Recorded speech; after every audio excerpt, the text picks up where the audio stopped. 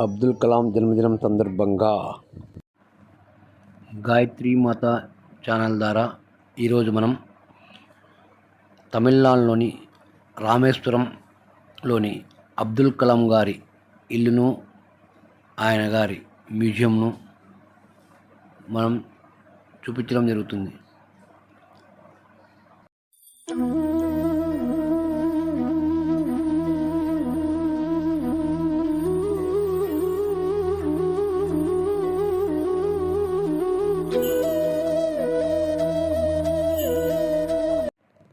ఆయన చిన్నప్పుడు వాడిన వస్తువులు మ్యూజియంలో పెట్టారు. అదేవిధంగా అబ్దుల్ కలాం గారి ఇల్లును చూపించడం జరుగుతుంది.